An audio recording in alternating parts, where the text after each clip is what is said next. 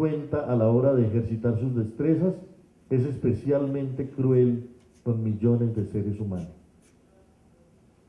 No se trata de escoger profesiones rentables, sino de volver rentable cualquier profesión precisamente por el hecho de que se la ejerce con pasión, con imaginación, con placer y con recursividad. Podemos aspirar a que no haya oficios que nos hundan en la pesadumbre física y en la neurosis. La creencia de que el conocimiento no es algo que se crea, sino que se recibe, hace que olvidemos interrogar el mundo a partir de lo que somos y fundar nuestras expectativas en nuestras propias necesidades. Algunos maestros lograron, por ejemplo, la proeza de hacerme pensar que no me interesaba la física, solo porque me transmitieron la idea de la física como un conjunto de fórmulas abstractas y problemas herméticos que no tenían nada que ver con mi propia vida. Ninguno de ellos logró establecer conmigo una suficiente relación de cordialidad para ayudarme a entender que centenares de preguntas que yo me hacía desde niño sobre la vista, sobre el esfuerzo, sobre el movimiento y sobre la magia del espacio, tenían en la física su espacio y su tiempo. Es más, nadie supo ayudarme a ver que buena parte de las angustias, los miedos y las obsesiones que gobernaron el final de mi adolescencia eran lujosas puertas de entrada a algunos de los temas más importantes de la psicología, de la filosofía y de la metafísica. Si uno sale del colegio para entrar en la ciudad, en el campo o en la noche estrellada, eso equivale a decir que uno a menudo sale de las aulas para entrar en la sociología, en la botánica o en la astronomía. Solemos separar en realidades distintas la habitación, el estudio, el trabajo y la recreación. De modo que la casa, la escuela, el taller y el área de juegos son lugares donde cumplimos actividades distintas. Para Samuel Johnson la casa era la escuela. Para William Blake y para Picasso una casa era un taller o no era nada. Para Oscar Wilde no podía haber un abismo entre la creación y la recreación.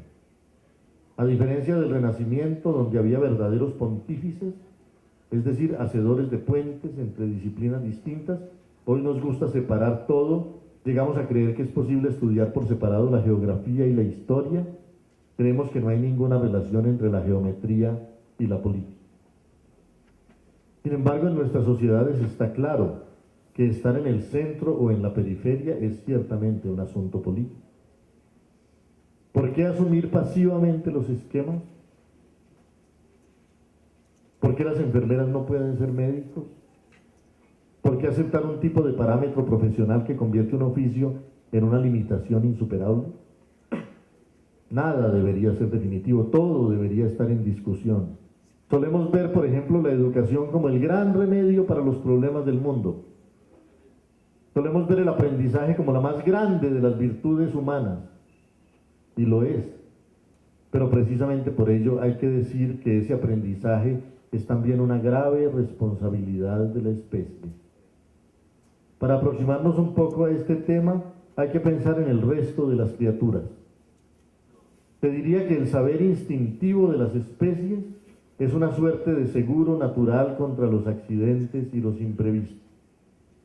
Nada nos permite tanto confiar en una abeja como la certeza de que siempre sabrá hacer miel y nunca se le ocurrirá destilar otra cosa.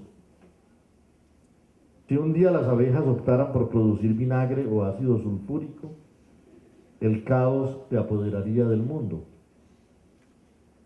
Un perro o un oso pueden ser adiestrados para que repitan ciertas conductas, pero el ser humano es el único capaz de aprender y sobre todo el único capaz de inventar cosas distintas. La conclusión necesaria de esta reflexión es que los seres humanos aprendemos y porque aprendemos somos peligrosos. No somos una inocente abeja destilando para siempre su cera y su miel, sino criaturas admirables y terribles, capaces de inventar hachas y espadas, libros y palacios, sinfonías y bombas atómicas. Nuestras virtudes son también nuestras amenazas, El privilegio de pensar, el privilegio de inventar y el privilegio de aprender comportan también aterradoras responsabilidades, y un filósofo se atrevió ya a decirle a la humanidad algo que no esperaba oír: perecerás por tus virtudes. Cada vez que nos preguntamos qué educación queremos, lo que nos estamos preguntando es qué tipo de mundo queremos fortalecer y perpetuar. Llamamos educación a la manera como transmitimos a las siguientes generaciones el modelo de vida que hemos asumido.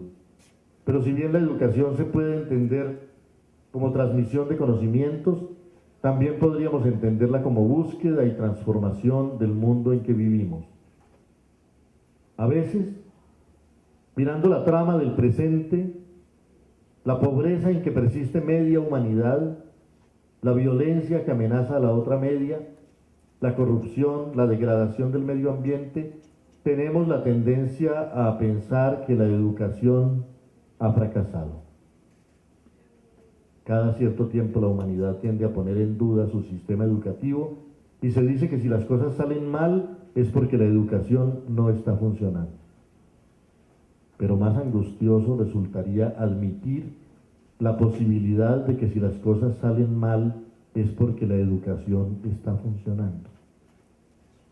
Tenemos un mundo ambicioso, competitivo, amante de los lujos, derrochador, donde la industria mira a la naturaleza como una mera bodega de recursos, donde el comercio mira al ser humano como un mero consumidor, donde la ciencia a veces olvida que tiene deberes morales, donde a todo se presta una atención presurosa y superficial, y lo que hay que preguntarse es si la educación está criticando o está fortaleciendo ese modelo. ¿Cómo superar una época en que la educación corre el riesgo de ser solo un negocio, donde la excelencia de la educación está concebida para perpetuar la desigualdad, donde la formación tiene un fin puramente laboral y además no lo cumple, donde los que estudian no necesariamente terminan siendo los más capaces de sobrevivir? ¿Cómo convertir la educación en un camino hacia la plenitud de los individuos y de las comunidades?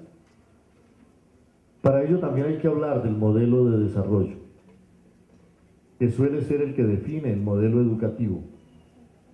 Durante mucho tiempo los modelos de Occidente han sido la productividad, la rentabilidad y la transformación del mundo. Pero hay un tipo de productividad que ni siquiera nos da empleo, un tipo de rentabilidad que ni siquiera elimina la miseria, una transformación del mundo que nos hace vivir en la sordidez, más lejos de la naturaleza que en los infiernos de la Edad Media. ¿Y qué pasaría si de pronto se nos demostrara que el modelo de desarrollo tiene que empezar a ser el equilibrio y la conservación del mundo? ¿Qué pasaría si el saber cuantitativo que transforma es reemplazado por el saber previsivo que equilibra? Si el poder transformador de la ciencia y la tecnología se convierte en un saber que ayude a conservar, que no piense solo en la rentabilidad inmediata y en la transformación irrestricta, sino en la duración del mundo. Con ello lo que quiero decir es que nosotros podemos dictar las pautas de nuestro presente, pero son las generaciones que vienen las que se encargarán del futuro y tienen todo el derecho de dudar de la excelencia del modelo que hemos creado o perpetuado, y pueden tomar otro tipo de decisiones con respecto al mundo que quieren legarles a sus hijos. A lo mejor los grandes paradigmas al cabo de 50 años no serán como para nosotros el consumo, la opulencia, la novedad, la moda, el derroche, sino la creación, el afecto, la conservación, las tradiciones, la austeridad. Y a lo mejor ello no corresponderá ni siquiera a un modelo filosófico o ético, sino a unas limitaciones materiales. A lo mejor lo que volverá vegetarianos a los seres humanos no serán la religión o la filosofía, sino la física escasez de proteína animal. A lo mejor lo que los volverá austeros no será la moral, sino la estrechez. A lo mejor lo que los volverá prudentes en su relación con la tecnología no será la previsión, sino la evidencia de que también hay en ella un poder destructor. A lo mejor, lo que hará que aprendan a mirar con reverencia los tesoros naturales no será la reflexión, sino el miedo, la inminencia del desastre, o lo que es aún más grave, el recuerdo del desastre. Muchas gracias.